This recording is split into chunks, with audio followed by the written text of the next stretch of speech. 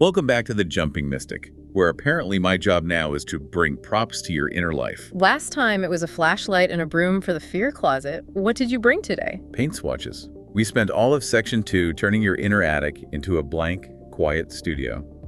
I refuse to just stare at an empty wall. Good. Because staring at empty walls is not the vibe of this arc. Exactly. Today we finally get to ask, what do I actually want to paint here? We are stepping into Section 3 of the Quantum Jump Primer. Intention, agency, and alignment. And this is such a critical transition. It's really the halfway point of the whole primer, and it's honestly where a lot of people can get a little bit lost. How so? Well, they do all that hard work you just mentioned. Section 1, getting stable. Section 2, doing the clearing, and they get to this beautiful, quiet, internal space. They have the blank canvas. Which feels amazing at first. It's pure potential, calm, but it's also, well, it's directionless. And that's the trap, right? That's the trap. Right. It's like if you only focus on clearing, you get really, really good at not having problems. Exactly. So Section 3 is where we stop just, appreciating the void and we start applying directional power. So we're moving from being a passive observer of our reality to becoming an active architect. Yeah. It's a difference between just hoping, oh, maybe one day things will change, versus really stepping into that active agency and saying, I am choosing a timeline. I am aiming my energy and I am aligning to it on purpose. Now, on purpose, that's the key. This whole section is about training 4 core skills. Precise intention, what we call resonant alignment, clean choice, and coherent truth. So it's less about just wishing for things and more like designing your life like an architect who actually understands physics and materials. That's the perfect metaphor. You've got the clear room. Now you need the blueprint. You need the will to actually start the build. And that, of course, starts with the very first lesson, which is Jump 8. The intention architect. Okay, the intention architect. Let's get into it. So Jump 8 is a doppelganger jump. For anyone who's maybe new to this, that just means it's focused on identity calibration. You're modeling a specific version of yourself. And crucially, it's not some perfect, flawless version of you, right? It's the version of you who is just naturally really good at crafting clear, honest intentions. Exactly. The mechanism here, identity calibration, is about stepping into the shoes of the you who already knows how to name what matters without all that fog, without the self-doubt. Or, and this is a big one, without the performative goals. Yes, the things you think you should want, but that don't actually, move your soul. And I think we should pause there for a second. Yeah. Because how do you know the difference? How do we distinguish a really genuine, clear intention from a really well-defended performance? That is a brilliant question. The felt experience of Jump 8 is actually the clue. It isn't this big burst of motivation or energy. Often, it's just this profound sense of relief. Relief? Yeah. A dishonest or performative goal is usually really heavy. It's complex. It has 3 layers of justification for why you want it. Okay, that makes so much sense. I want the promotion because then my parents will finally respect me, and then I'll have the money for the boat. I think I'm supposed to want to look successful. See, it feels heavy just saying it. The intention architect cuts right through all of that. The benefit is you define one clean aim at a time. In plain language, no apology. And when it's that honest, it just naturally organizes everything else. It becomes a navigational tool, not just a wish list. The blueprint is simple and true, so the foundation is obvious. Okay, so Jump 8 gives us the clean blueprint. Then we move to Jump 9, which feels like checking the structural integrity, the Aligned Resonator. Right, and here we shift mechanisms. We're moving from a doppelganger jump, which focuses on a version of you, to an archetypal field jump. So you're going beyond yourself. You're connecting to a timeless, universal principle of coherence. It's a much bigger, energetic structure. So if the doppelganger jump is like modeling a successful person, the archetypal jump is more like tapping into the universal pattern of success itself, of how things just fit. That's a great way to put it. The mechanism is archetypal entrainment.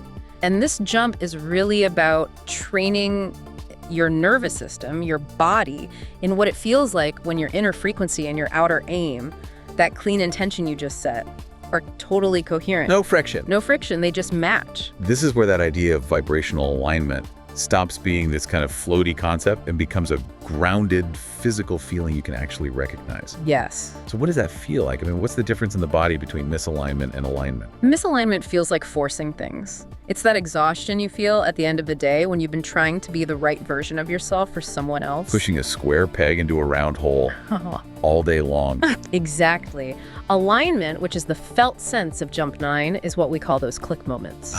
Yeah, that feeling when a conversation is just effortless. Or a solution just appears out of nowhere. Or you realize, wow, this project isn't draining me, it's energizing me. That's it. It's the feeling when something simply fits. And the real benefit here is you learn to viscerally feel that difference. Once you know what coherence feels like in your core, your body starts rejecting the heavy feeling of incoherence almost immediately. It's like you're training your own internal compass. Okay, so we have the blueprint from Jump 8. We've made sure the materials and the design resonate with Jump 9. Now we actually have to, start building. Now you need to commit. And that brings us to Jump 10, the voice of choice. And we're back to a doppelganger jump here. Identity calibration again, but this time it's focused on pure decisiveness, agency. This is the jump that breaks the analysis paralysis loop. You meet the version of yourself who reclaims the power to choose new realities, and this is the crucial part, commits to action. With authority. No apologies. This self does not apologize for their choice. They pick a path and they start moving. It's literally signing the contract and breaking ground, instead of that old passive loop of, I hope things change, or I'll wait until I have more information. Hope is passive. Choice is an active current you generate yourself. The felt experience of Jump 10 is like a sharp knife cutting through thick fog. The whole internal monologue just shifts. So it's less, oh God, what if I pick the wrong job? It becomes, this is the job I am choosing right now, and I'm going to be fully present on this path. The practical benefit there seems massive. It's breaking that cycle of just passive dreaming. You're actually building the muscle memory for saying, I choose this instead of I hope for this. And it directly confronts that fear of scarcity, The idea that if you choose one thing, you automatically lose everything else. The voice of choice knows that not choosing is the most limiting option of all. Okay, so we've chosen the path, we've started the build, but now we have to make sure the structure actually holds up under pressure. We need quality control. Which brings us to the final lesson in this section, Jump 11, the one who transmits truth. Another doppelganger jump. Yes, this is the coherence maintenance jump. It's about calibrating your identity into a state of sustained coherence, eliminating that split between what you say you want and how you actually live. We talk about energy leaks all the time. This sounds like the master plumber coming in to seal everything up. That is a perfect description. We all leak energy by saying yes when we mean no, or by staying vague when clarity is needed, usually because we're trying to manage someone else's feelings. Can you give a concrete example of that? Of an energy leak and how it undermines that big, clear intention we set back in Jump 8. Absolutely. So let's say your big intention is to launch your own creative business. That's Jump 8. But every Tuesday, your old boss calls you and you spend 3 hours doing free consulting for them because you haven't set a clean boundary. So your words are, I'm an independent creator, but your actions are, I'm still a part-time free employee. You're transmitting a mixed signal, you're scrambling your own frequency. Jump 11 forces that alignment. And what does that feel like? It feels like quiet, stable authority. It's not loud, it's not performative, it's just solid, clean. The benefit is you start to notice exactly where your own choices are undermining your intention.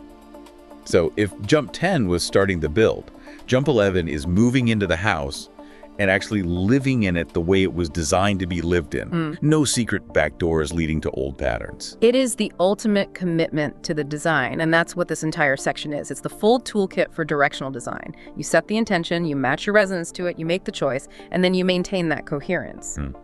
And this is so important. The work of these 4 jumps, this whole architectural process, isn't meant to happen in a vacuum. It's supported by that third pillar of the primer. The music. Yes, and the music integration here is chosen specifically to reinforce the intention and the frequency you just worked so hard to embody. The lyrics, the melody, they echo the energetic tone of the choice you just made. It gives that new choice a familiar, repeatable shape, something your nervous system can grab onto. It's the fastest way to bypass the thinking mind and just cue your body back into that state of coherence.